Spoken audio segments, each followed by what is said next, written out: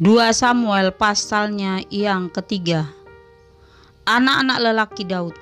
Di Hebron lahirlah bagi Daud anak-anak lelaki. Anak sulungnya ialah Amnon dari Ahinoam perempuan Yezreel. Anak yang kedua ialah Kileab dari Abigail bekas istri Nabal orang Karmel. Yang ketiga ialah Absalom, anak dari Maaka, anak perempuan Talmai Raja Gesur. Yang keempat ialah Adonia, anak dari Hagit. Yang kelima ialah Sefaca, anak Abital. Dan yang keenam ialah Yitream dari Ekla, istri Daud. Semuanya ini dilahirkan bagi Daud di Hebron. Abner memihak Daud. Selama ada peperangan antara keluarga Saul dan keluarga Daud, maka Abner makin mendapat pengaruh di antara keluarga Saul. Saul mempunyai gundik yang bernama Rispa. Dia anak perempuan ayah. Berkatalah Ishiboset kepada Abner, "Mengapa kau hampiri gundik ayahku?" Lalu sangat marahlah Abner karena perkataan Ishiboset itu. Katanya, "Kepala anjing dari Yehudakah aku? Sampai sekarang aku masih menunjukkan kesetiaanku kepada keluarga Saul ayahmu, kepada saudara-saudaranya dan kepada sahabat-sahabatnya, dan aku tidak membiarkan engkau jatuh ke tangan Daud. Tetapi sekarang engkau menuduh aku berlaku salah dengan seorang perempuan. Kiranya Allah menghukum Abner, bahkan lebih daripada itu, jika tidak kulakukan kepada Daud seperti yang dijanjikan Tuhan dengan bersumpah kepadanya, yakni memindahkan kerajaan dari keluarga Saul dan mendirikan tahta kerajaan Daud atas Israel dan atas Yehuda, dari Dan sampai Beersheba." Dan Ishiboset tidak dapat lagi menjawab sepatah kata pun kepada Abner karena takutnya kepadanya. Lalu Abner mengirim utusan kepada Daud dengan pesan, "Milik siapakah negeri ini? Adakanlah perjanjian dengan aku, maka sesungguhnya aku akan membantu engkau untuk membawa seluruh orang Israel memihak kepadamu." Jawab Daud, "Baik, aku akan mengadakan perjanjian dengan engkau. Hanya ada satu hal ku minta daripadamu, yakni engkau tidak akan menghadap aku kecuali jika engkau membawa lebih dahulu Mikal, anak perempuan Saul, apabila engkau datang menghadap aku."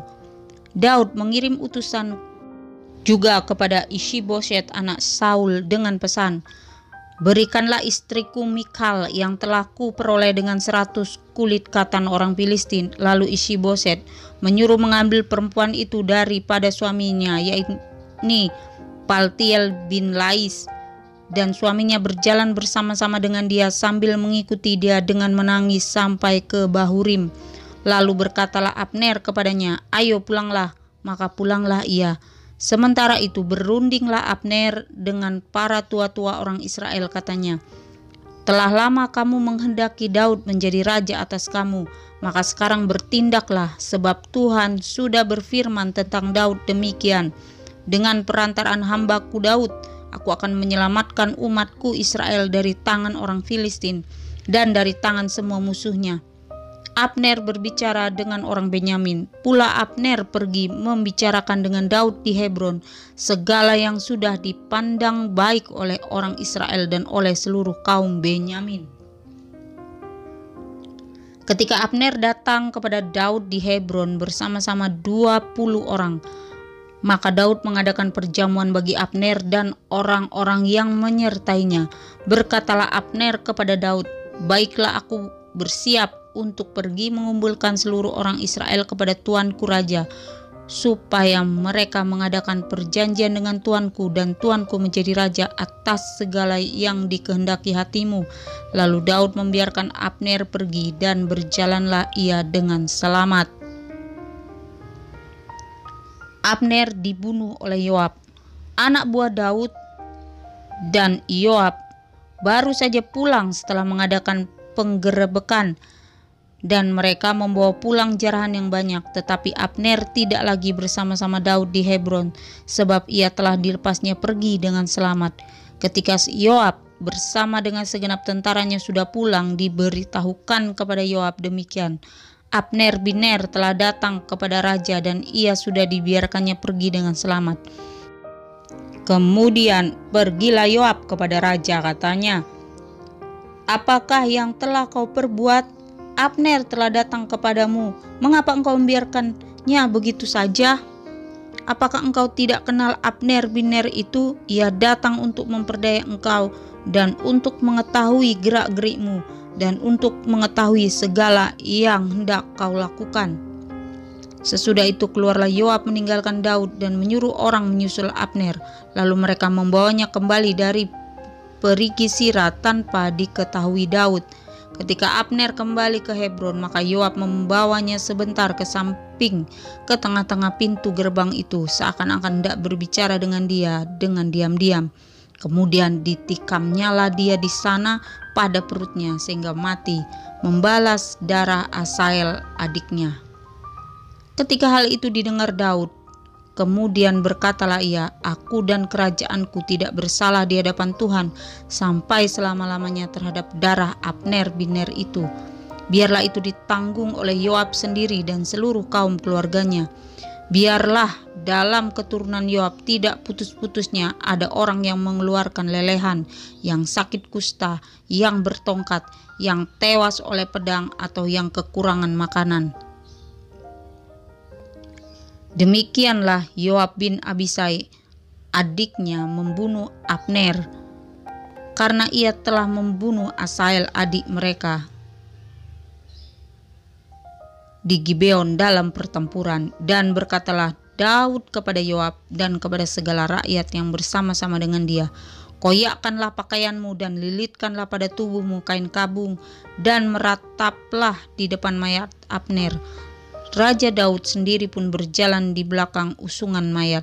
Ketika orang menguburkan Abner di Hebron, maka menangislah raja dengan suara nyaring pada kubur Abner, dan seluruh rakyat pun menangis karena Abner. Raja mengucapkan nyanyian ratapan ini, apakah Abner harus mati seperti orang bebal? Tanganmu tidak terikat dan kakimu tidak dirantai. Engkau gugur seperti orang gugur oleh orang-orang durjana. Dan seluruh rakyat itu makin menangis karena dia. Seluruh rakyat datang menawarkan kepada Daud untuk makan roti selagi hari siang. Tetapi Daud bersumpah, katanya, kiranya Allah menghukum aku, bahkan lebih daripada itu, jika sebelum matahari terbenam aku mengecap roti atau apapun. Ketika seluruh rakyat melihat hal itu, mereka menganggap hal itu baik. Seperti segala sesuatu yang dilakukan raja dianggap baik oleh seluruh rakyat, maka tahulah seluruh rakyat dan seluruh Israel pada hari itu bahwa pembunuhan Abner bin Ner bukanlah rancangan raja. Kemudian berkatalah raja kepada para pegawainya, tidak tahukah kamu bahwa pada hari ini gugur seorang pemimpin, seorang besar di Israel? Tetapi aku ini sekarang masih lemah sekalipun sudah diurapi menjadi raja. Sedang orang-orang ini, yakni anak-anak Zerunya, melebihi aku dalam kekerasan. Kiranya Tuhan membalas kepada orang yang berbuat jahat setimpal dengan kejahatannya. 2 Samuel pasalnya yang keempat. Isi-Boset dibunuh. Ketika didengar anak Saul bahwa Abner sudah mati di Hebron, maka hilanglah keberaniannya dan terkejutlah seluruh orang Israel. Anak Saul mempunyai 2 orang sebagai kepala gerombolan, yang satu bernama Baana dan yang kedua bernama Rekhab. Keduanya anak Rimon orang Benyamin dari Beerot. Sebab Beerot pun terhitung daerah Benyamin. Orang Beerot sudah melarikan diri ke Gitaim dan menjadi pendatang di sana sampai sekarang. Yonatan anak Saul mempunyai seorang anak laki-laki yang cacat kakinya. Ia berumur 5 tahun. Ketika datang kabar tentang Saul dan Yonatan dari Yizreel, inang pengasuhnya mengangkat dia pada waktu itu lalu lari. Tetapi karena terburu-buru larinya, anak itu jatuh dan menjadi timpang. Ia bernama Mefiboset. Anak-anak Rimon orang Beerot itu, yakni Rekab dan Baana, pergi lalu sampai pada waktu hari panas terik ke rumah Isiboset ketika ia sedang berbaring siang hari. Kebetulan penjaga pintu rumah itu mengantuk dan tertidur ketika sedang membersihkan gandum. Demikianlah Rekab dan Baana menyusup ke dalam. Mereka masuk ke dalam ruangan itu ketika Isiboset sedang terbaring di atas tempat tidurnya di dalam kamar tidurnya, membunuh dia lalu memenggal kepalanya. Mereka membawa kepalanya itu lalu berjalan semalam-malaman melalui jalan dari Araba Yordan. Kepala Isiboset itu dibawa mereka kepada Daud di Hebron, dan mereka berkata kepada raja, "Inilah kepala Isiboset, anak Saul musuhmu itu, yang ingin mencabut nyawamu. Tuhan pada hari ini telah membiarkan tuanku raja mengadakan pembalasan atas Saul dan atas keturunannya." Tetapi Daud menjawab Rekab dan Baana, saudaranya anak-anak Rimon orang Beerot itu. Katanya kepada mereka, "Demi Tuhan yang hidup, yang telah membebaskan nyawaku dari segala kesesakan, ketika ada orang yang membawa kabar kepadaku demikian, Saul sudah mati, dan memandang dirinya sebagai orang yang menyampaikan kabar baik, maka aku menangkap dan membunuh dia di Ziklag, dan dengan demikian aku memberikan kepadanya upah kabarnya. Terlebih lagi sekarang, setelah orang-orang fasik membunuh seorang yang benar di rumahnya di atas tempat tidurnya, tidakkah aku menuntut darahnya daripada kamu dan melenyapkan kamu dari muka bumi?" Sesudah itu Daud memberi perintah kepada anak buahnya untuk membunuh mereka. Tangan dan kaki mereka dipotong, kemudian mayat mereka digantung di tepi telaga di Hebron. Tetapi kepala Isiboset diambil dan dikuburkannya di dalam kubur Abner di Hebron.